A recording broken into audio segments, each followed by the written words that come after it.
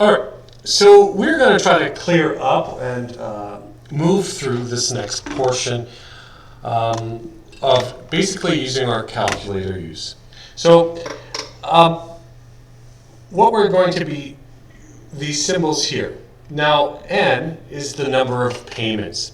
It will be P over Y, which means payments per year, times the number of years. So this is really P over Y times the number of years. So I is my interest rate, PV is my present value, and since we're investing, this should always be negative because it's money coming out of pocket. Our payment, well, we're making a lump sum investment, so now this typically means a regular payment. We don't have any regular payments, we're just giving a one-time payment or a one-time investment of this much, so our payment will be zero. Our future value is what we would like to calculate most of the time. It's how much our money is going to be worth in the future, and this means compounding per year. So we have to look at the word compounded, and what we're going to do is figure out what it is, what is the key word beside it.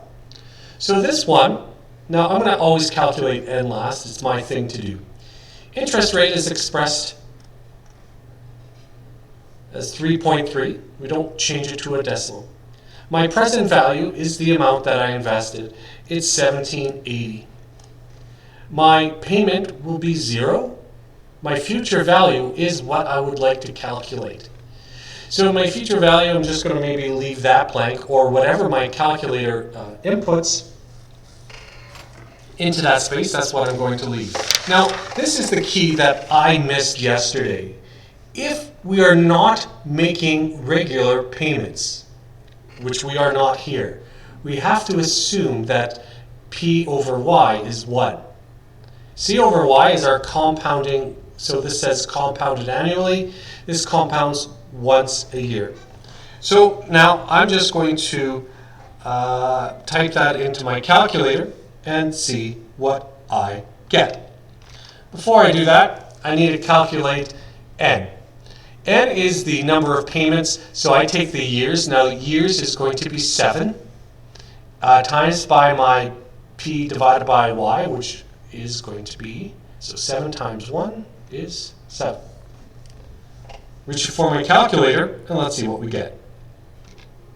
So now I have entered all the relevant data. What I've written down in my paper, what we may notice is that my future value is wrong. I haven't put in anything into the future value.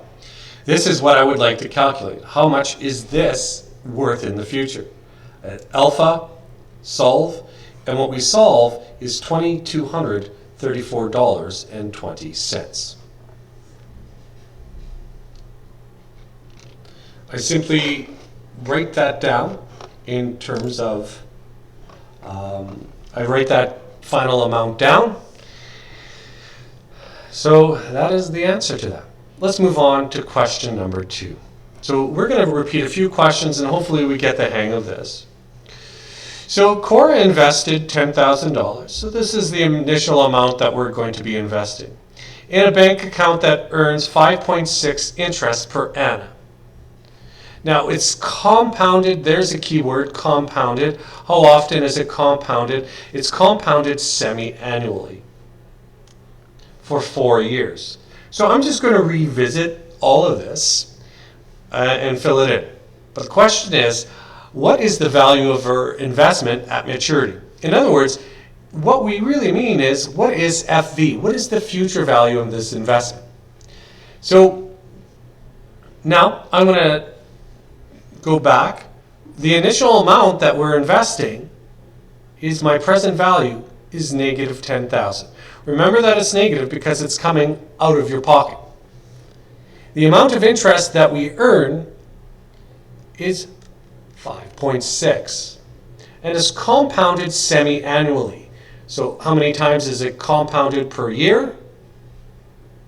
Twice. Now my paint, there we are. I've picked apart this, so I picked apart 10,000, 5.6 compounded semi-annually. That's reflected here over 4 years. Now this isn't really included. But remember that if we're not making regular payments, and we are not, we're just making what we call a lump sum, my payment would be 0. And since my payment is 0, I'm going to input my payments per year is 1. So now my my N is PY times the number of years that I have. So it's 1 times 4 years, so it's 4. Now I'm going to input that into my calculator and see what I get.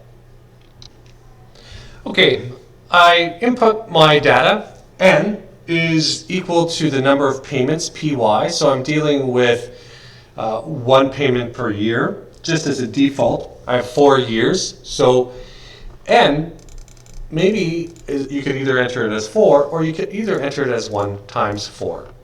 Either will do.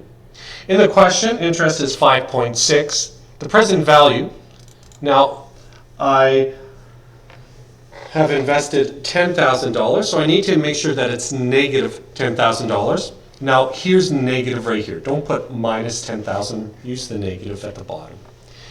My payment is 0. My future value is what I'm trying to calculate. Be careful that you don't get fooled by using whatever value's in there. Payments per year, as I said, is 1. Time that it is being compounded is 2.